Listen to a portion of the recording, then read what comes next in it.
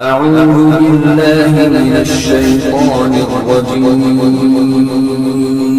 بسم الله الرحمن الرحيم کامیابی کی تعریف یا کامیاب شخص کس کو کہا جاتا ہے؟ یہ جب بھی آپ کسی شخص سے تعریف پوچھیں گے تو اپنے شعبے کے اعتبار سے وہ تعریف کرے گا، اپنے ڈپارٹمنٹ کے اعتبار سے تعریف کرے گا۔ کامیاب ہے کون شخص؟ یہی آج کی گفتگو کا موضوع ہے۔ خیرکم، تم میں سے بہترین وہ ہے۔ بے شمار موقعوں پہ اللہ کے نبی صلی اللہ علیہ وآلہ وسلم نے یہ لفظ اختیار فرمائے ہیں، خیرکم، تم میں بہترین وہ ہے، خیر الناس، لوگوں میں بہترین وہ ہے۔ یہ جو بہترین ہوتا ہے یہ کامیاب شخص ہوتا ہے۔ خیر کے اگر آپ عربی زبان کے اندر معنی اور مفہوم تلاش کریں تو اس کے 15 کے لگ بھگ معنی عربی زبان کے اندر استعمال ہوتے ہیں۔ خیر اس شخص کے لیے بھی لفظ بولا جاتا ہے، جیسے ہم ایک لفظ بولتے ہیں کہ اس شخص میں بڑی خیر ہے۔ خیر اس شخص کے لیے بھی لفظ بولا جاتا ہے جو فلاحی کام کرتا ہے۔ خیر اچھائی کے لیے بھی بولا جاتا ہے، خیر نیکی کے لیے بھی بولا جاتا ہے۔ خیر کا جو لفظ ہے یہ مال و دولت، مال و منال، مال و ثروت کے لیے بھی بولا جاتا ہے۔ اب یوں کہہ لیں کہ اگر خلاصتاً کسی کامیابی کو سمجھنا ہے تو اس کے لیے لفظ خیر استعمال کیا جاتا ہے۔ آج کی گفتگو میں 5-7 اہل خیر کا تذکرہ ہم کرنے والے ہیں، اس امید پر کہ اللہ کرے ہمارا شمار بھی اہل خیر میں ہو جائے اور ہم بھی وہ اہل خیر بن جائیں جو اللہ کے پیارے پیغمبر صلی اللہ علیہ وآلہ وسلم کی ہم سے توقع اور ہم سے امید ہے۔ اللہ کے پیارے پیغمبر علیہ السلام ارشاد فرماتے ہیں کہ جو شخص کسی شخص کو کھانا کھلاتا ہے اور کھانا کھلانے کے ساتھ ساتھ اس شخص کی روٹین میں یہ بات شامل ہے کہ ورد السلامی، وہ لوگوں کے سلام کا جواب بھی دیتا ہے۔ کھانے کا اہتمام کرنے والا، لوگوں کی خوراک کا اہتمام کرنے والا، لوگوں کے سلام کا جواب دینے والا، اللہ کے نبی صلی اللہ علیہ وسلم فرماتے ہیں یہ خیرکم، تم میں بہترین ہے۔ لوگوں کے کھانے کا اہتمام کرنا مشکل مرحلہ ہے، لیکن اس میں خیر بڑی ہے۔ نبی مکرم صلی اللہ علیہ وآلہ وسلم جب مدینہ میں داخل ہونے لگے تو آپ صلی اللہ علیہ وآلہ وسلم نے جو پہلا خطبہ ارشاد فرمایا اس کے الفاظ یہ تھے، یا ایھا الناس، اے لوگو، افشوا السلام، السلام علیکم لوگوں کو کہا کرو۔ یعنی جو شخص کسی دوسرے مسلمان سے ملے تو وہ السلام علیکم کہے۔ کیوں؟ السلام علیکم، اللہ کی طرف سے آپ پہ سلامتی نازل ہو، اللہ کی طرف سے آپ پہ رحمتیں نازل ہوں، اللہ کی طرف سے آپ پہ برکتیں نازل ہوں۔ آپ نے فرمایا افشوا السلام، سلام کو عام کرو۔ ایک حدیث ہے صحیح مسلم کے اندر، امام مسلم رحمہ اللہ نے اس حدیث کو نقل کیا ہے کہ تم جنت میں اس وقت تک نہیں جا سکتے جب تک تم ایمان نہیں لے آتے، تم ایمان نہیں لے کے آ سکتے جب تک تم آپس میں محبت نہیں کرتے، تمہاری باہمی محبت قائم ہی نہیں رہ سکتی اگر تم السلام علیکم ایک دوسرے کو نہیں کہتے۔ یعنی باہمی محبت کو قائم رکھنے کے لیے جو السلام علیکم ایک وظیفہ ہے، ایک ورد ہے۔ اس لیے آپ صلی اللہ علیہ وسلم نے فرمایا جو شخص اپنے گھر میں داخل ہوتے وقت دعا کا اہتمام کرتا ہے اور اس کے بعد اپنے اہل و عیال کے لیے السلام علیکم کا لفظ استعمال کرتا ہے، اللہ اس گھر کو خیر و برکت سے بھر دیتے ہیں۔ اس گھر سے خیر ختم نہیں ہوتی. جس گھر میں داخل ہونے والے جب دروازے میں داخل ہوتے تو اپنے اہل و عیال کے لیے السلام علیکم کا لفظ استعمال کرتے ہیں. تو آپ نے پہلے خطبے میں کیا ارشاد فرمایا؟ افشوا السلام بینکم. یہ دوسرے کے لیے سلامتی کا پیغام ہی نہیں ہے، بلکہ ان لفظوں کی ادائیگی پہ السلام علیکم کہنے پہ 10 نیکیاں، السلام علیکم ورحمۃ اللہ کہنے پہ 20 نیکیاں، اور برکاتہ کہنے پہ 30 نیکیاں. اللہ اجر سے بھی نواز رہے ہیں اور محبتیں بھی بڑھا رہے ہیں. آپ نے فرمایا افشوا السلام. پہلا خطبہ ہے آپ کا مدینہ میں داخل ہوتے وقت، سلام کہا کرو. دوسری بات آپ نے فرمایا وَأَطْعِمُوا الطَّعَامَ. محتاجوں کو، ضرورت مندوں کو، بیواؤں کو، یتیموں کو، مسافروں کو، مہمانوں کو، دوستوں کو کھانے کھلایا کرو. وَاصِلُوا الْأَرْحَامَ. صلہ رحمی کیا کرو. چوتھی بات آپ نے یہ ارشاد فرمائی وَصَلُّوا بِاللَّيْلِ وَالنَّاسُ نِيَامٌ. لوگ سوئے پڑے ہوں چادریں کھینچ کے اپنے لحافوں کے اندر، اپنی رضائیوں کے اندر پڑے ہوں، تم اٹھو اللہ کی بارگاہ میں کھڑے ہو جاؤ، کچھ نہ کچھ ریاضت کر لو، تہجد کی ادائیگی میں کچھ رکھتے ادا کر لو.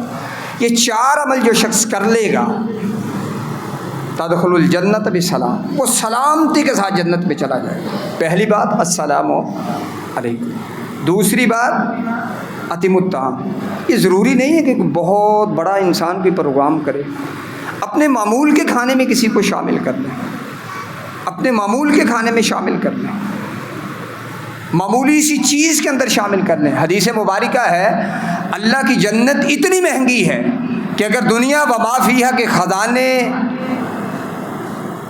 دے کر بھی اس جنت کو خریدنا چاہا کسی شخص نے، تو اتنی جگہ بھی انسان اس جنت کی ایک لاٹھی رکھنے کی جگہ بھی خرید نہیں سکتا.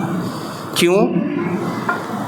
کسی شخص کے دماغ میں خیال ہی نہیں آیا، کسی شخص نے وہ نعمت دیکھی ہی نہیں، کسی نے کان نے اس کی نعمتوں کے بارے میں ابھی تک سنا ہی نہیں ہے، وہ جنت اتنی اچھی ہے. لیکن آپ صلی اللہ علیہ وآلہ وسلم نے فرمایا اگر کسی شخص نے کھجور کی ایک کھجور کو 2 ٹکڑوں میں تقسیم کیا، ایک حصہ اللہ کے راستے میں دے دیا، کسی کو کھلا دیا، پلا دیا، صدقہ کر دیا، اور کھجور کی وہ آدھی کاش، آدھا ٹکڑا اللہ نے اپنی بارگاہ میں قبول کر لیا، صرف کھجور کا یہ آدھا ٹکڑا انسان کو اس جنت کے محلات کا مالک بنا دیا. اطعموا الطعام. پھر فرمایا وَلَا يَأْكُلْ طَعَامَكَ إِلَّا تَقِيٌّ. کوشش کیا کرو کہ اپنا کھانا نیک لوگوں کو کھلاؤ. یہ تمہاری ترجیحات میں شامل ہے. آج کی ترجیحات اس کے الٹ ہیں. وَلَا يَأْكُلْ طَعَامَكَ إِلَّا تَقِيٌّ. کوشش کیا کرو کہ تمہارا کھانا کسی نیک شخص کے پیٹ میں، زاہد، پرہیزگار. کبھی یوں ہو کہ کوئی غریب سا نمازی ہو مسجد میں، بندہ اسے کہے کہ آج میرے گھر میں شام کا کھانا کھانا ہے، جو بھی دال ساگ پکا ہے اس کے ساتھ اس کی مہمان نوازی کر دیں. آپ نے فرمایا تھا لا خیر فی من لا یضیف. جو شخص مہمان نوازی نہیں کر سکتا اللہ نے اس کے گھر کو خیر سے خالی کر دیا ہے. اس لیے آج کی گفتگو کی جو پہلی خیر والی بات ہے، اللہ کے نبی صلی اللہ علیہ وسلم نے فرمایا اس شخص میں اللہ نے خیر رکھ دی ہے جو شخص من اطعم الطعام، لوگوں کے کھانے کا اہتمام کرتا ہے، ورد السلام، اور سلام کا جواب دیتا ہے. سلام کا جواب، یہ عظیم نیکیاں ہیں، ان کو ہم معمولی سمجھ لیتے ہیں، اور بعض لوگ جاتے جاتے نا ایسے کرتے ہیں، ہاتھ ہلاتے ہیں. یہ یہودیوں کا، عیسائیوں کا طریقہ ہے. اللہ کے نبی صلی اللہ علیہ وسلم نے ایک شخص دور بیٹھا ہے تو ہمیں تعلیم اور تلقین یہ ہے کہ ہم ہاتھ اگر ہم نے اٹھا کے اس کو سلام کہنا ہے تو ساتھ زبان کو بھی استعمال کرنا ہے تاکہ ان کے ساتھ مشابہت نہ ہو. تو پہلا وہ شخص جس میں اللہ نے خیر رکھ دی ہے، اس خیر کی وجہ سے دنیا میں بھی اس کو کامیابی دیتا ہے اور آخرت میں بھی دیتا ہے، وہ شخص جو لوگوں کے کھانے کا اہتمام کرتا ہے اور سلام کا جواب دیتا ہے. دوسرا شخص جس میں اللہ رب العزت نے خیر رکھی ہے، خیرکم لاہلیکم. تم میں اچھا وہ آدمی ہے جو اپنے اہل و عیال سے اچھا ہے. تم میں اچھا وہ ہے جو اپنے اہل و عیال سے اچھا ہے. جو اپنی بیوی سے اچھا ہے، جس کا سلوک اپنے بیٹے سے اچھا ہے، جس کا سلوک اپنی بہن سے اچھا ہے، جس کا سلوک اپنی والدہ محترمہ سے اچھا ہے، جس کا سلوک اپنے والد محترم سے اچھا ہے، وہ تم میں اچھا ہے۔ میں نے ابھی چھوٹے تھے، دوسری تیسری کلاس کی مدرسے کی، یہ 2002-03 کی بات ہے، تو بعض اوقات انسان کچھ چیزیں پڑھتا ہے پھر اپنے آپ پہ غور کرتا ہے۔ میں نے اپنے استادوں سے ایک دن پوچھا، استاد جی کیسے پتہ چلتا ہے کہ بندہ اچھا ہے؟ انہوں نے یہی اصول مجھے ذکر کیا۔ انہوں نے فرمایا اللہ کے نبی صلی اللہ علیہ وسلم کی حدیث ہے، آپ صلی اللہ علیہ وسلم نے فرمایا خیرکم خیرکم لاہلکم، اگر تمہارا اپنے بھائیوں سے سلوک اچھا ہے، تمہارا اپنی بیوی سے سلوک اچھا ہے، تمہارا اپنی والدہ محترمہ سے سلوک اچھا ہے، والد محترم سے سلوک اچھا ہے، گھر میں جتنے بھی رہنے والے ہیں، بہو بیٹی ہے، بھابھی ہے، ان سے سلوک اچھا ہے تو تم اچھے ہو۔ لیکن بدقسمتی یہ ہے، آج ایک شوہر ہے تو در پردہ وہ اپنی بیوی سے اس کے اچھے سلوک نہیں ہے، در پردہ اگر کسی آفس میں، کسی دفتر کے اندر، کسی ادارے کے اندر اس کی جو فیمیلز ہیں اس کے ساتھ کام کرتی ہیں، ان کولیگز کے ساتھ اس کا سلوک اپنی بیوی سے زیادہ اچھا ہے۔ یہ بدقسمتی کی بات ہے۔ برعکس اس کے اگر ہماری کوئی بہن کسی ہمارے بھائی کی بیوی، اس کا بھی سلوک اسی طرح، آفس میں، اداروں میں اپنے کولیگ سے، وہ میل ہیں یا فیمیل، سلوک اچھا ہے، لیکن اپنے خامدوں سے سلوک اچھا نہیں ہے، اپنے خامدوں سے سلوک اچھا۔ اور یہ اتنا بڑا وائرس اس معاشرے میں پھیل چکا ہے، اس کی وجہ سے یعنی جہاں جن دروازوں تک پہنچنا مشکل تھا، جن لوگوں کے چہروں کو دیکھنا مشکل تھا، ان تک رسائی بڑی آسانی کے ساتھ ممکن ہو جاتی ہے۔ اور یہ ایک وائرس کہ اپنے خامن سے اچھا سلوک نہیں ہے، کسی اور غیر محرم سے جس سے بات کرنا بھی اس کے لیے حرام ہے، اس کے ساتھ پیار محبت کی باتیں ہو رہی ہیں۔ اب بھی یہی نہیں، ایک مرد ہے وہ شادی شدہ ہے، اپنی بیوی سے سلوک اچھا نہیں ہے، لیکن اس کی فیمیل کولیگز ہیں ان سے سلوک اچھا ہے۔ اور اس کے آپ کیا سمجھتے ہیں، اس کی بے برکتیاں گھر میں نہیں آتی، یہ فسادات پھیلتے نہیں ہیں؟ اس کی بے برکتی اور کچھ بھی نہ ہو، بیوی کو نہ پتہ چلے، خاوند کو نہ پتہ چلے، اہل و عیال کو نہ پتہ چلے، لیکن اللہ رب العزت جو بصیر ہے، جو رقیب ہے، اس کو علم ہے، کہیں ایسا نہ ہو ہماری اس غلطی کی وجہ سے بے برکتی ہماری بہن کی صورت میں، ہماری بہن کے تعلقات کی صورت میں، بیٹی کے تعلقات کی صورت میں ہمارے گھروں میں تو نہیں نازل ہوگی۔ آپ نے فرمایا خیرکم خیرکم لاہلیکم، تم میں اچھا وہ ہے جو اپنے اہل و عیال سے اچھا ہے۔ اہل و عیال سے اچھا کیا ہے؟ بیوی کے نان و نفقے کا انتظام کرنے والا، بیوی کے نان و نفقے کا انتظام کرنے والا۔ یہاں تک آپ صلی اللہ علیہ وسلم نے محبت دینے کے لیے، پیار دینے کے لیے، انسان مشقت سے کماتا ہے نا، اس کو اس مشقت سے نکالنے کے لیے، اس کی مشقت کو اللہ کی بارگاہ میں قبول کروانے کے لیے فرمایا اگر تو ایک لقمہ اپنی بیوی کے لیے حلال کما کے لاتا ہے اور بیوی کو کھلاتا ہے تو اللہ تجھے اس لقمے کھلانے پر بھی صدقے کا ثواب دے گا۔ اس لیے فرمایا کہ یہ رشتہ بہتر ہو، خیرکم، یہ رشتہ اچھا ہے، اس رشتے کو بچانے والا، اس کا خیال رکھنے والا وہ بہترین انسان ہے۔ بیائی نہیں، والدین جن لوگوں کی معاشرے کے حالات پہ نبض ہے وہ اس بات کو بخوبی سمجھتے ہیں، الا من رحم ربی، الا ماشاء اللہ، کچھ ہیں اللہ والے، زیادہ تر لوگوں کی پوزیشن یہ ہو چکی ہے کہ اپنے والدین کی خوراک سے، ان کے کھانے سے، ان کی رہائش سے، ان کی دعائیوں سے تنگ ہے۔ کسی طرح اللہ کرے یہ جلدی مر تو جانا ہی ہے، یہ ہمارے اتنے اخراجات کروا رہا ہے۔ یہ عملی صورتیں میں آپ کے سامنے ذکر کر رہا ہوں۔ تم میں بہتر وہ ہے جس کا تعلق اپنے والد محترم سے بہتر ہے، والدہ محترمہ سے بہتر ہے، اپنی بیوی، اپنے بچے، اہل و عیال، بہنیں، ان سے اچھا سلوک۔ ایک شخص آیا، 5 بہنیں ہیں، مقروض ہے، والد محترم دنیا سے تشریف لے گئے، پریشان ہے بندہ۔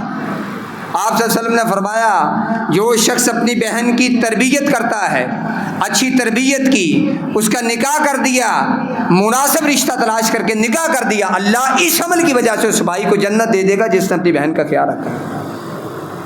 یہ باتیں کیوں ذکر کی؟ خیرکم، تمہیں بہتر بنانے کے لیے، مجھے بہتر بنانے کے لیے۔ ہم میں سے بہتر وہ ہے جس کا سلوک اپنے گھر والوں کے ساتھ، ضرورت ہی نہیں ہے کسی سائیکالوجسٹ کے پاس جانے کی؟ اللہ کے نبی صلی اللہ علیہ وسلم سے بڑا نفسیات دان کون ہے؟ آپ نے فرمایا اپنے آپ کو ترازو میں رکھو نا، ترازو میں رکھ کے آپ صلی اللہ علیہ وسلم کی حدیث کو سامنے رکھ کے اپنے آپ کو تول لیں۔ مجھے اپنا پتہ ہے، آپ کو اپنا پتہ ہے۔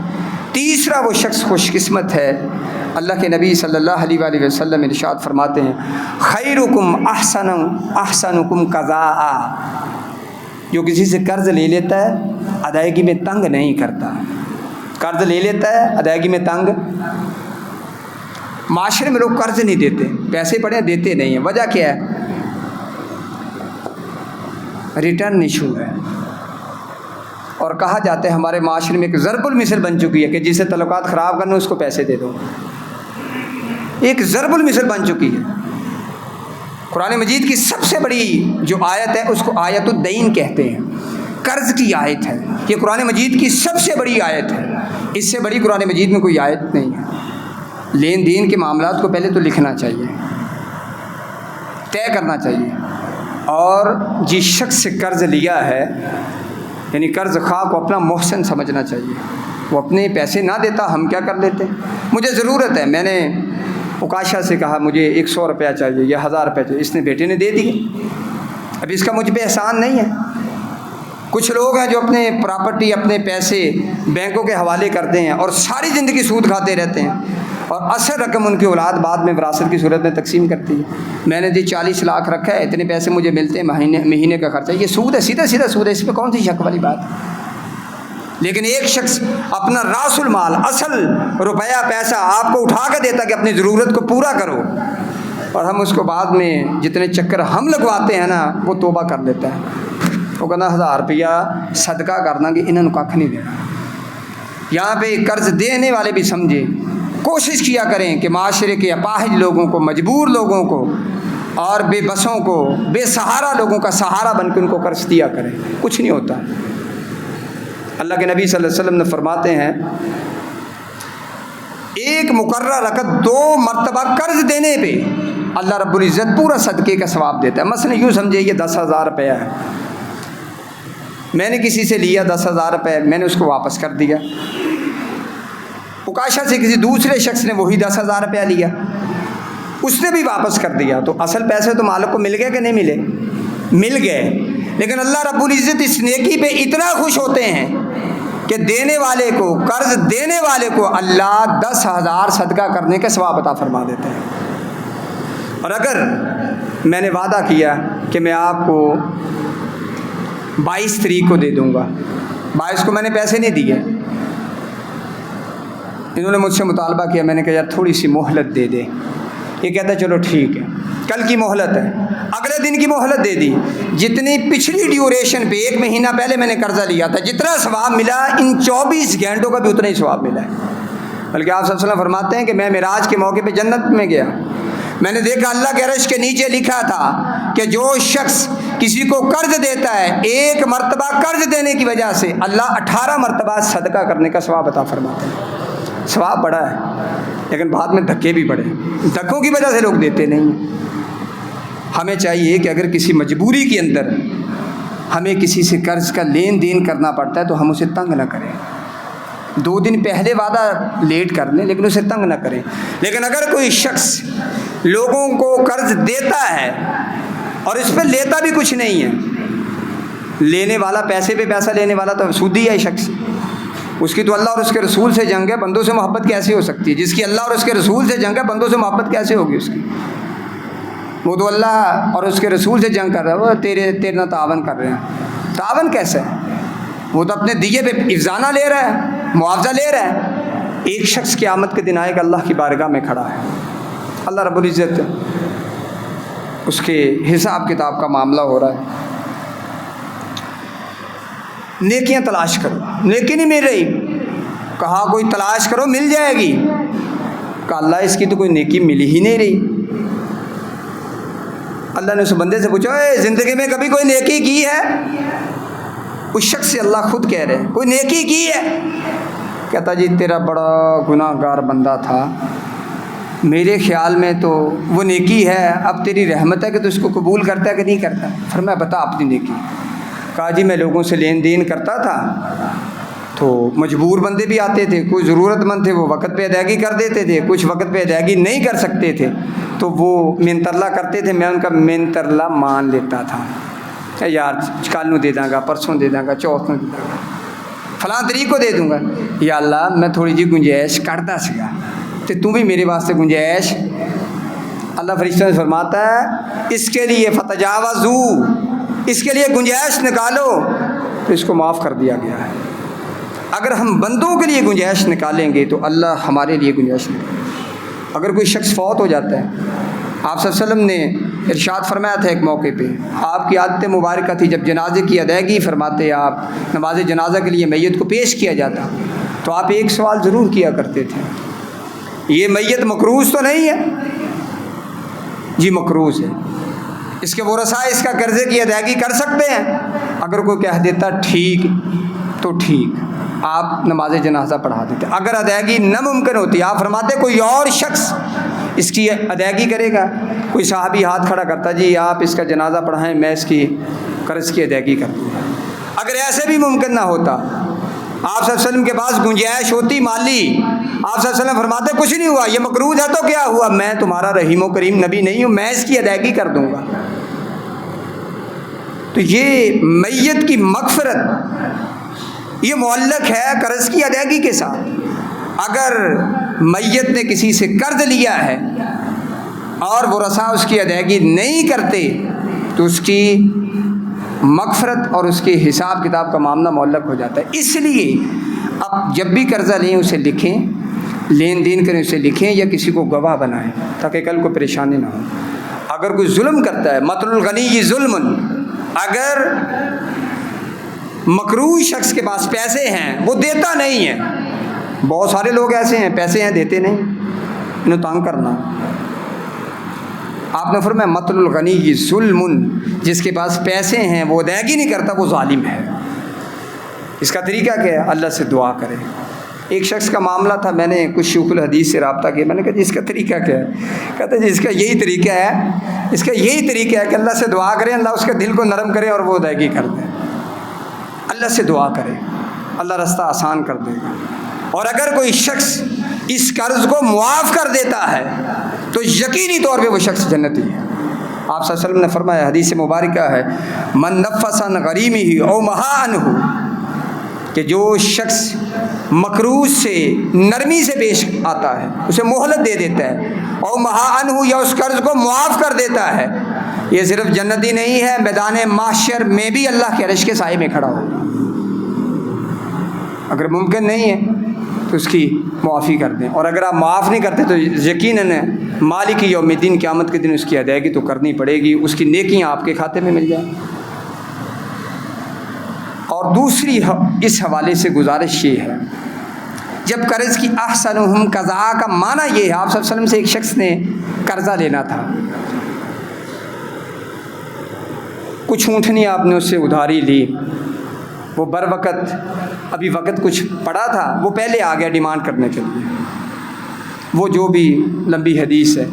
آپ صلی اللہ علیہ وسلم نے جب ادائیگی کی تو آپ نے فرمایا ایک اونٹنی کا بچہ اس کو زائد ادا کر دینا۔ مثلا 1 لاکھ روپیہ لیا، آپ کا وقت گزر گیا، کوشش کریں یا تو اسے کھانا کھلائیں اور ساتھ اس کی 1 لاکھ کی ادائیگی کر دیں، یا پھر ایسے کریں، یہ نہیں کہا کہ چاہ بھی ہو تو کو جا کے پینا، جو روٹی ہو تو کو کھاؤں گے بھی تینوں قرضہ نہیں دیتا، روٹی بھی سانو تو ہی کھوا، ایسے نہیں، بلکہ خود اس کے کھانے کا اہتمام کریں، یا 1 لاکھ روپیہ تو اس میں 2-4 ہزار روپے اضافی رکھیں اور اسے کہیں بھائی تیری مہربانی تو ٹائم، تیری وجہ تو اللہ نے میرا ٹائم کٹاتا ہے۔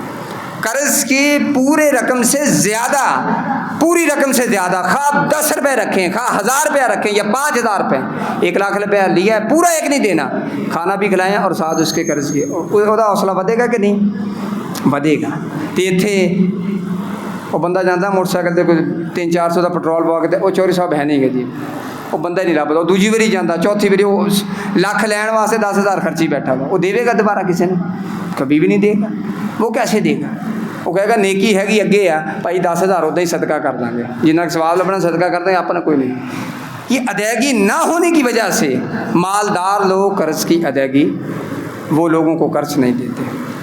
اور اگر آپ زائد رقم نہیں دے سکتے، لاکھ دا لاکھ ہی دینا، کوئی مسئلہ نہیں ہے، کم از کم جزاک اللہ خیرہ تو کہہ دیں۔ اللہ کے نبی صلی اللہ علیہ وسلم نے فرمایا یہ بہترین دعا ہے، کسی کو یہ کہنا کہ جزاک اللہ خیرہ، اللہ تو نے مجھ سے جو نیکی کی اللہ تجھے اس سے اس کی جزا دے، اور اللہ بہتر جزا دینے والا۔ میں 1000 روپیہ 5000 10,000 دے کے کوئی جزا نہیں دے سکتا، بہترین جزا کون دے گا؟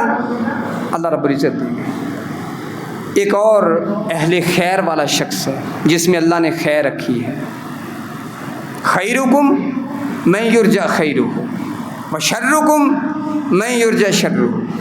کچھ معاشرے میں اتنے اچھے بندے ہوتے ہیں کہ بندہ آنکھیں بند کر کے ان کی ضمانت دے دیتا ہے، کچھ دوجی طرف ہوں ایٹھ ہوں نیچے سے اتنے اچھے ہوتے ہیں کہ قسم لے کے بھی قسم دینے دل نہیں کرتا۔ خیرکم، تم میں بہتر وہ ہے جس سے انسان بہتر کی توقع رکھے، تم میں بہتر شخص وہ ہے جس سے دوسرے بہتر کی توقع، ساڑا نقصان نہیں کر سکتا، لا ضرر ولا ضرار، یہ بندہ بے ضرر ہے جی، اس سے یہ کسی کا نقصان کر ہی نہیں سکتا۔ آپ نے فرمایا یہ دنیا کا بہترین انسان ہے، یہ دنیا کا کامیاب ترین انسان ہے جس نے اپنی ساکھ کو بچایا ہے، جس نے اپنی ساکھ کو بنایا ہے، جس نے اپنے معیار اور کوالٹی کو برقرار رکھا ہے، یہ دنیا کا بہترین انسان۔ خیرکم من یرجا خیرہ، لوگ اس سے اچھی توقع رکھتے ہیں، لوگ اس کو تنگ بھی کریں تو یہ جواباً بھی ان کے ساتھ جھگڑا نہیں کرتا، یہ جواباً بھی ان کا نقصان نہیں کرتا، کچھ نہیں ہوتا۔ یہ انبیاء کے روش پہ، انبیاء کے سلیقے اور طریقے پہ چلنے والا شخص ہے، اسے زیادتی کرتے ہیں یہ کہتا کچھ نہیں ہوتا، اسی لیے تو فرمایا جزاؤ سیئۃ سیئۃ و جزاؤ حسنہ حسنہ، نیکی کا بدلہ تو نیکی ہے، حل جزاء الاحسان الا الاحسان، یہ جو نیکی کر رہا ہے اس کی جزا اللہ اس کو دے گا اور بہتر جزا دے گا۔ ہے مشکل کام یہ کہ کوئی آپ کا گھر چلائے اور آپ کہیں کچھ نہیں ہوتا بھائی، میرے ساتھ والے پڑوس میں خالی جگہ پڑی ہے 10,000 میں دیتا تو لے لے۔ تم میں بہتر وہ ہے جس سے لوگ اچھی توقع رکھیں اور تم میں برا وہ ہے جس سے لوگ بری توقع رکھیں۔ اپنی ساکھ کو، معیار کو بڑھانا چاہیے، بہتر کرنا چاہیے۔ مسلمان کی ایک کوالٹی ہے، آپ صلی اللہ علیہ وسلم نے بیت اللہ کی طرف دیکھا، ہجرت کرنے لگے، آپ نے فرمایا بیت اللہ تیرا مقام و مرتبہ بڑا ہے لیکن تجھ سے بھی عظمت زیادہ کس کی ہے؟ بندہ مومن کی عظمت زیادہ ہے۔ یہ شیطان کے رستوں پہ چلنے والا نہیں ہے، یہ رحمان کے رستوں پہ چلنے والا ہے، تو مومن اس سے ہمیشہ خیر کی توقع رکھی جاتی ہے، اور جس سے لوگ خیر کی توقع نہیں رکھتے اس کی طرف انگلیاں اٹھاتے ہیں، اس کا مطلب اس میں خیر موجود ہے نہیں ہے۔ آپ صلی اللہ علیہ وسلم کی حدیث ہے، اور اس حدیث کو امام ترمذی نے 2263 نمبر پہ نقل کیا ہے، خیرکم من یرجا خیرہ ویؤمن شرہ۔ اسی طرح آپ صلی اللہ علیہ وسلم نے ارشاد فرمایا، تین باتیں آپ نے فرمائی، آپ نے فرمایا اس کی وجہ سے یہ اتنی خیر والا بندہ ہے کہ یہ صرف 3 کام جو کر لیتا ہے اللہ اسے جنت دیتا ہے۔ من اکل طیبا، جو حلال کھاتا ہے، حرام سے دور رہتا ہے۔ میں رات پڑھ رہا تھا غالباً حضرت عبداللہ بن عباس رضی اللہ تعالیٰ عنہ کے بارے میں یا کسی اور صحابی رسول کے بارے میں پڑھ رہا تھا، وہ فرماتے ہیں کہ میں نے زندگی میں کبھی ایک لقمہ بھی ایسا نہیں کھایا جس کے بارے میں مجھے یقین نہ ہو کہ یہ حلال کا ہے، کبھی زندگی میں۔ ہم میں سے کوئی دعویٰ کر سکتے ہیں؟ پتہ ہی نہیں کدھر سے مال آ رہا ہے، کدھر کو جا رہا ہے، پتہ ہی نہیں۔ اینکتا سبا، اور میدان معاشر میں بھی یہ سوال ہے، اللہ بندے سے جو 5 سوال کرے گا ان میں ایک سوال یہ ہے، من مالہ اینکتا سبا، یہ مال کدھر سے کمایا تھا، فی من فقا، کہاں پہ خرچ کیا تھا۔ یہ چھوٹی سی بات ہے، کوئی شخص کہے کہ میں نے زندگی میں کبھی ایک کھجور کا ٹکڑا بھی نہیں کھایا اور مجھے پتا کہ یہ حلال کا ٹکڑا ہے۔ اسی لیے امام ابن تیمیہ رحمہ اللہ نے لکھا ہے دنیا کی بڑی سے بڑی نیکیوں میں سے ایک بڑی نیکی یہ ہے اکل الحلال، حلال کمانا اور حلال کھانا، یہ دنیا کی بہت بڑی نیکی ہے۔ اور اگر کوئی شخص حلال سے محروم ہے، وہ بیت اللہ کے غلاف کو پکڑ کے بھی دعائیں کرتا ہے تو اللہ اس کی دعائیں کو قبول نہیں فرماتے ہیں۔ فرمایا این یستجاب لہ الدعاء، اس کی دعاؤں کو میں کیسے قبول کروں؟ اس کے پیٹ میں جو غذا ہے وہ حرام کی، اس کا لباس حرام کا، اس کے تن کے اندر جو نبو پرورش ہے، یہ اس کا جسم تو پلا ہی حرام پہ ہے، میں اس کی دعاؤں کو کیسے سنوں گا؟ آئے تھے خالد بن ولید رضی اللہ تعالیٰ عنہ اللہ کے نبی صلی اللہ علیہ وسلم کی بارگاہ میں، پوچھا اللہ کے نبی صلی اللہ علیہ وآلہ وسلم کوئی ایسا ورد بتائیے، کوئی ایسا وظیفہ بتائیے میں جب بھی ہاتھ اٹھاؤں اللہ میری دعاؤں کو قبول فرما لے اور مجھے مستجاب الدعوات بنا دے، میں جب بھی اللہ سے مانگوں اللہ میرے اٹھے ہوئے ہاتھوں کا حیا کر دے۔ یہ ہم بعض اوقات کہہ دیتے ہیں وہ جی ساڑی سنتا ہی نہیں، اللہ ہماری قبول نہیں کرتا۔ کبھی یہ بھی غور کیا کہ ہم حلال کھاتے ہیں؟ کبھی یہ بھی غور کیا کہ ہماری آمدن کے اندر، لین دین کے اندر سودی طریقہ تو نہیں ہے، رشوت کے معاملات تو نہیں ہے، حرام تو نہیں ہے، فراڈ تو نہیں ہے، چیز دکھائی اور تھی بیچی اور تو نہیں ہے؟ ایسے تو نہیں ہو رہا۔ جی اللہ ہماری قبول نہیں کرتا۔ کیوں نہیں کرتا قبول؟ وہ 70 ماؤں سے زیادہ یا وہ ماؤں سے بھی زیادہ پیار کرنے والا اپنے بندوں سے، ماں اپنے بیٹے سے جتنا پیار کرتی کئی گنا زیادہ اپنے بندے سے زیادہ پیار کرنے والا، وہ کہے جب بندہ ہاتھ اٹھاتا مجھے شرم آتی ہے اس کے ہاتھوں کو خالی لٹاؤں، لیکن اس بندے نے بار بار دعا کی، قبول نہیں کی۔ اس لیے نہیں قبول کی، اللہ کے نبی صلی اللہ علیہ وسلم نے فرمایا یہ تو ادھر بیٹھ کے کرتا ہے تب بھی تیری قبول نہیں ہوگی، گھر میں بیٹھ کے کرے گا تب بھی قبول نہیں کریں گے، دکان پہ کرے گا تب بھی قبول نہیں کریں گے، یہاں تک کہ تو اگر بیت اللہ کے غلاف کو پکڑ کے کر لے پھر بھی ہم تیری دعا کو قبول نہیں کریں گے، اللہ قبول نہیں کرے گا۔ کیوں؟ این یستجاب لہ الدعاء، تیری دعائیں قبول ہونے کے قابل نہیں کیونکہ تو حرام کھاتا ہے۔ آئے خالد بن ولید، پوچھا اللہ کے نبی کوئی نسخہ بتائیے کہ میں جب بھی اللہ سے مانگوں اللہ میری دعا کو شرف قبولیت سے نوازے۔ کیا فرمایا؟ خالد تیری زندگی غزوات میں گزری ہے، 126 غزوات، 126 جنگیں لڑیں اسلام کے لیے، اعلاء کلمت الحق کے لیے۔ جسم کا کوئی ایسا حصہ نہیں ہے جہاں پہ کسی تیر تفنگ کے لگنے کا نشان نہ ہو، تیر نیزے کے لگنے کا نشان نہ ہو، لیکن یہ اتنا عظیم صحابی بھی، اتنا عظیم صحابی بھی جس کے بارے میں حضرت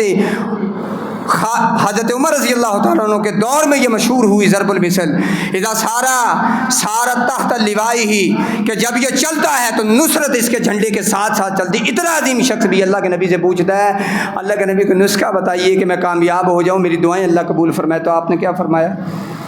حلال کھانا ہے۔ حلال یہ بڑا مسئلہ ہے آج کل، بہت مسئلہ ہے، حلال کی طرف توجہ نہیں ہے، اور جب حرام آتا ہے، گند اگر پیٹ میں چلا جائے یا گند جسم میں داخل ہو جائے تو پھر کیا ہوگا؟ وہ پیپ کی صورت میں باہر نکلے گا۔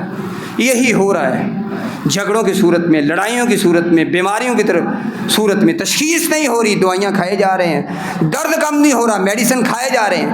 اس کا یہ مطلب نہیں ہے، آزمائش بھی ہو سکتی کسی پہ، اس کا قطعی طور پہ یہ معنی نہیں کہ اگر کوئی بیمار ہے تو وہ حرام ہی کھاتا ہے۔ یہ معذرت کے ساتھ یہ مفہوم اپنے ذہن میں نہ بٹھائیے گا، آزمائش بھی ہو سکتی ہے، مومن پہ پریشانیاں بھی آتی ہیں، بیماریاں بھی آتی ہیں، لیکن عام طور پہ معاشرے کے اندر سے یہ، سماج کے اندر سے یہ سوچ ختم ہو رہی ہے، بس آنا چاہیے، کہاں سے آئے کوئی مسئلہ نہیں، پیسہ ہونا چاہیے، قناعت پسندی ہمارے اندر نہیں۔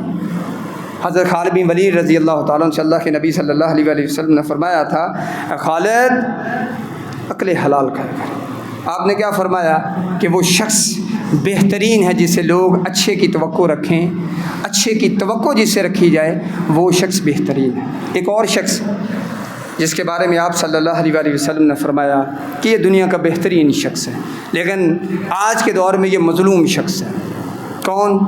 خیرکم من تعلم القرآن وعلمہ، تمہیں بہترین کون ہے؟ جو قرآن سیکھنے والا ہے اور قرآن سکھانے والا ہے۔ قرآن سیکھنے والا اور قرآن سکھانے والا یہ بہترین ہے۔ بہترین کیسے ہیں؟ قیامت کا دن ہے، ایک بہترین قاری ہے، اس نے قرآن کو اچھے طریقے سے پڑھنا، اس کے مفہوم کو، اس کے ترجمے کو، اس کے شان نزول کو سیکھا ہے۔ اللہ کے نبی صلی اللہ علیہ وسلم فرماتے ہیں الماہر بالقرآن مع سفرۃ الکرام البررہ۔ آپ نے فرمایا جو قرآن کا ماہر ہے نا، یہ قیامت کے دن اتنا پاک ہوگا گناہوں سے، اتنا جنت کے قریب ہوگا کہ یہ فرشتوں کی صف میں کھڑا ہوگا۔ الماہر بالقرآن مع سفرۃ الکرام البررہ، فرشتوں کے ساتھ کھڑا ہوگا، اتنا اچھا بندہ ہے یہ۔ لیکن ایک وہ شخص ہے جو قرآن سیکھنے کی کوشش کرتا ہے، لکنت کی وجہ سے، کسی اور وجہ سے قرآن کی ادائیگی اس سے صحیح نہیں ہوتی، یا کچھ لفظوں کی ادائیگی بعض لوگوں سے صحیح نہیں ہوتی، کوشش کرتا ہے کہ اس کو اچھے طریقے سے پڑھنا ہے۔ اگر عام شخص کو الف لام میم پڑھنے کی 30 نیکیاں ملتی ہیں تو اسے 60 نیکیاں ملتی ہیں۔ ہم میں سے اکثر لوگ قرآن پاک بس منہ تے نہیں چڑھتا، پنجابی پتہ نہیں آپ کو سمجھ آتی ہے، منہ تے نہیں چڑھتا، یعنی مجھ سے ادائیگی نہیں ہوتی، جی مجھ سے صحیح پڑھا نہیں جاتا اس لیے چھوڑ دیا۔ جو چیز سمجھ نہ آئے اسے چھوڑ دیا جاتا ہے یا اسے سیکھا جاتا ہے؟ آپ صلی اللہ علیہ وسلم نے اسی لیے فرمایا کہ جو قرآن مجید کو بڑی مشکل سے ادائیگی کی کوشش کرتا ہے، اس شخص کو ہم 1 حرف پڑھنے کی ڈبل نیکیاں دیں گے۔ لیکن جس شخص نے ہماری اس کتاب ہدایت سے اعراض کیا، ومن اعرض عن ذکری فإن له معیشۃ ضنکا، اور امام ابن جوزی نے ضنکا کے 6 معنی بیان کیے۔ جو ہمارے اس ذکر سے اعراض کر لے گا، جو اس کو چھوڑ کے کسی اور کو قبلہ امام بنا لے گا، کسی اور کتاب کو، کسی اور مضمون کو ہدایت سمجھے گا، کتاب ہدایت سمجھ لے گا، فإن له معیشۃ ضنکا، ہم پہلا جو سادہ سا ترجمہ ہے اس کی معیشت کو تنگ کر دیں گے۔ کمائے گا بڑا، پوری نہیں پہنی، اخراجات پوری نہیں۔ آپ صلی اللہ علیہ وآلہ وسلم نے فرمایا الیک بتلاوۃ القرآن، قرآن مجید کی تلاوت کیا کر، یہ دنیا میں تیرے لیے نور ہے اور آخرت میں تیرے لیے نیکیوں کا ایک بہت بڑا ذخیرہ ہے، اسے تلاوت کیا کر۔ 1 حرف پڑھنے پہ 10 نیکیاں۔ اور اگر کوئی شخص 3 مرتبہ سورہ اخلاص پڑھ لیتا ہے، قل هو اللہ احد اللہ الصمد لم یلد ولم یولد ولم یکن لہ کفوا احد، بچے کو آتی ہوگی، 3 مرتبہ پڑھنے کی وجہ سے اللہ فرماتے ہیں یہ تمہاری ہمارے قرآن سے لگن ہے، تم نے پڑھا 3 مرتبہ، ہم تمہیں 1 قرآن مجید پڑھنے کا ثواب عطا فرماتے ہیں۔ اگر کوئی شخص سورۃ الکافرون، قل یا ایھا الکافرون 4 مرتبہ پڑھ لیتا ہے، فرمایا تمہیں 1 مکمل قرآن مجید کا ہم ثواب عطا فرما دیں گے۔ اور اگر کوئی شخص سورہ بقرہ کی آخری 2 آیتیں رات کو تلاوت کرتا ہے، فرمایا فجر تک ہم تمہاری ہر طرح کی حفاظت کریں گے۔ یہ چھوٹی سی بات ہے۔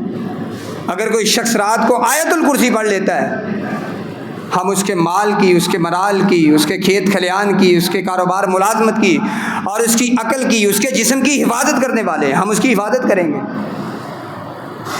قرآن مجید صرف کتاب ہدایت نہیں ہے، یہ کتاب شفا بھی ہے، اور یہ اعمال نامے میں نیکیاں لکھوانے والا عمل بھی ہے کہ 1 حرف تم پڑھو، ہم تمہارے کھاتے میں 10 نیکیاں لکھ دیں گے۔ اور وہ شخص جو قرآن مجید کا 1 لفظ سیکھنے کے لیے آتا ہے، فرمایا اپنے گھر سے نکلتا ہے، آسمان سے اللہ کے رحمت والے فرشتے آتے ہیں، اس کے پاؤں کے نیچے اپنے پر بچھاتے ہیں کہ یہ اتنا معزز بندہ ہے، یہ اتنا معزز بندہ ہے کہ اس کے پاؤں بھی ہم زمین پہ نہیں لگنے دیں گے۔ اور آپ صلی اللہ علیہ وآلہ وسلم نے فرمایا جو قرآن سیکھنے کے لیے نکلتا ہے، وہ مسجد کی طرف آ رہا ہے، مدرسے کی طرف جا رہا ہے، کسی کی بیٹھک میں پڑھنے کے لیے جا رہا ہے، کسی تعلیمی ادارے میں، یہ جتنے بھی ہیں نا کالجز کے، سکولز کے، یونیورسٹیوں میں لکھی ہوئی ہیں کہ قرآن مجید کی یہ فضیلت ہے، یہ جتنی بھی تعلیم کی فضیلتیں یہ قرآن مجید کی اور حدیث کی فضیلتیں ہیں، ان کو اٹھا کے میتھ کے لیے استعمال کیا جا رہا ہے، وہاں پہ ہمیں علم کی قدر محسوس ہوتی ہے، اور یہ جو کتاب ہدایت ہے اس کے ساتھ ہماری لگن نہیں۔ فرمایا کہ سمندر کی تہ کے اندر مچھلیاں تک اس شخص کے لیے مغفرت کی اور اس کے حال کی بہتری کی دعا کرتے ہیں۔ ایک اور شخص، آج کی گفتگو کی اختتامی باتیں ہیں، ایک اور شخص جس میں اللہ نے بڑی خیر رکھی ہے۔ آپ نے فرمایا خیر الناس من انفع الناس، لوگوں میں سب سے اچھا وہ ہے، کامیاب وہ ہے، دولت مند وہ ہے، مال و ثروت والا وہ ہے، قیامت کے دن فلاح و کامیابی والا وہ شخص ہے، من انفع الناس، جو لوگوں کو فائدہ دیتا ہے، جو لوگوں کے فائدے کی وجہ بنتا ہے، لوگوں کے کام کروا دیتا ہے، من انفع الناس، جو لوگوں کے فائدے کے کام کرواتا ہے۔ ہمارے پتہ کیا ہوتا ہے، کسی شخص کے پاس گیا کہ چور صاحب ہے فلانے بندے نے کیا میرا کام تک کرا دو، ہو جائے گا جی جاؤ، فون کیتا بھی انہیں اپن ووٹ کوئی نہیں دیتی، یہ کام کوئی نہیں کرنے نے میں ہاں کرتی بس انہوں ٹال دی۔ اگر کوئی کون سے سیاستدان بیٹھا تو معذرت کے ساتھ عام میں روٹین کی بات کر رہا ہوں، آپ کی بات نہیں کر رہا، عام روٹین میں ایسے ہی ہوتے ہیں، بندہ چبوترے سے نیچے اترا ہے، فون ہوا ہے، ایسا کام کوئی نہیں کرنے نے، لمکا پائے لمکا، چوری صاحب نے کیا سی، ہاں جی کیا سی، وہی وجہ تو تیری گل سننی ہے، ایسا گل ہی نہیں سننی سی اس کو۔ یہ ذی الوجہین، 2 چہرے، ایک مثبت، وہ بندہ خوش ہوا، دوسرا منفی، اندر سے کچھ اور باہر سے سماج میں بہتری نہ آنے کی ایک وجہ یہ بھی ہے۔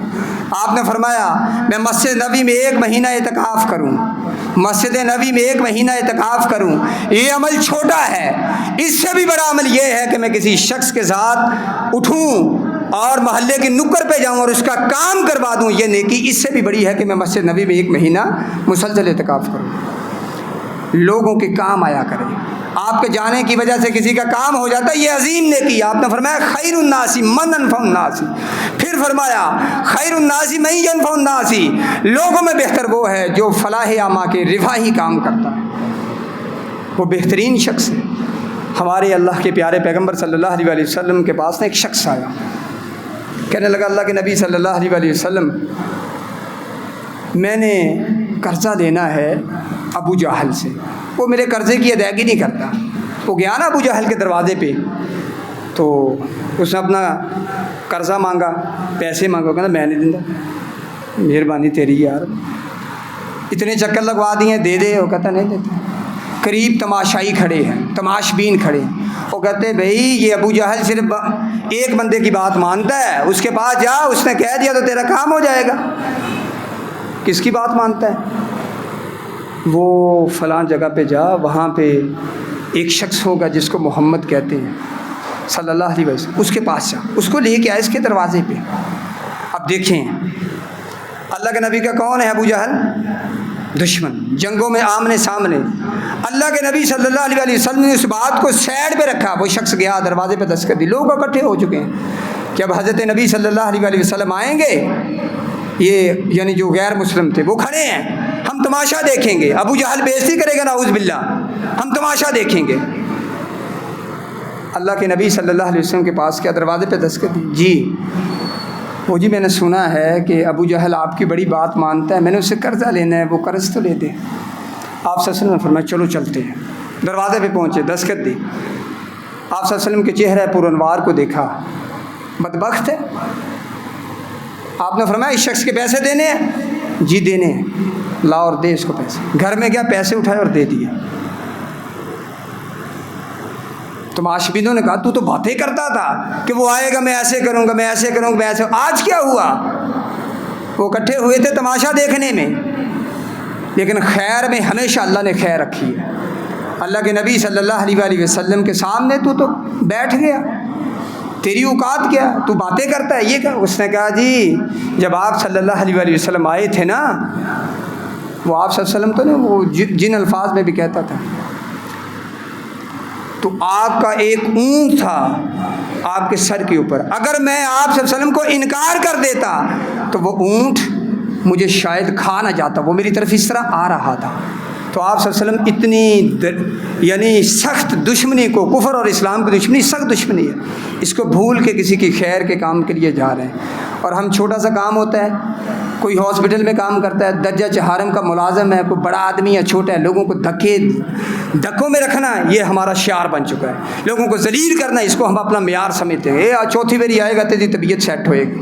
اللہ کے بندوں کے لیے آسانیاں پیدا کرو، اللہ میرے اور آپ کے لیے آسانیاں کرے گا، کیونکہ حدیث مبارک ہے، اللہ کے نبی صلی اللہ علیہ وآلہ وسلم فرماتے ہیں ان اللہ فی عون العبد ما کان العبد فی عون اخی۔ صحیح مسلم کے اندر حدیث ہے کہ جب تک کوئی شخص کسی دوسرے شخص کی مدد کرتا رہتا ہے، اللہ آسمانوں سے اس کی مدد کرتا رہتا ہے۔ میں اگر کسی کی مدد میں ہوں، ظاہر ہے میرا ٹائم ضائع ہو رہا ہے، میں ارشاد بھائی کے ساتھ جا رہا ہوں کام کے لیے، میرا ظاہری طور پہ میری جمع نفی میں ٹائم ضائع ہو رہا ہے نا، اللہ فرماتا ہے تو اس کے ساتھ جا، پیچھے ہم تیرے کاموں کو سنبھالنے والے ہیں۔ ان اللہ فی عون العبد ما کان العبد فی عون اخی۔ جب تک کوئی ڈاکٹر، جب تک کوئی نرس، جب تک کوئی میڈیکل کا بندہ، جب تک کوئی کلرک، جب تک کوئی دکاندار کسی مظلوم کے ساتھ پھرتا رہتا ہے، اللہ فرماتا ہے کہ ہم تیری ذمہ داریاں ادا کر رہے ہیں، تجھے اجر بھی اس پہ دیں گے اور تیرے لیے اس میں خیر بھی رکھی ہوئی ہے۔ لوگوں کے لیے، اللہ کی مخلوق کے لیے آسانیاں پیدا کریں۔ آج کی پوری گفتگو کے اندر جو بات ہم نے سمجھنے کی کوشش کی ہے، اہل خیر کون ہے، کامیاب کون ہے، میں نے اللہ کے پیارے پیغمبر علیہ السلام کی 8 حدیثیں آپ کے سامنے رکھی ہیں۔ قرآن پڑھنے والا، پڑھانے والا یہ اہل خیر ہے، لوگوں کے کام آنے والا شخص اہل خیر ہے، لوگوں سے قرض لیتا ہے مجبوری میں لیکن ادائیگی اچھے طریقے سے کرنے والا یہ اہل خیر ہے۔ اللہ سے دعا ہے اللہ ہمیں بھی اہل خیر میں شامل فرمائے، اللہ شر سے، شریروں سے ہمیں محفوظ فرمائے، اللہ ہمارے اہل و عیال کی حفاظت فرما دے، میرے مولا ہمارے بیماروں کو شفا عطا فرما دے، میرے اللہ جتنے پریشان حال بندے اس حال میں بیٹھے ہیں میرے مولا ان کے حالات پہ رحم فرما دے۔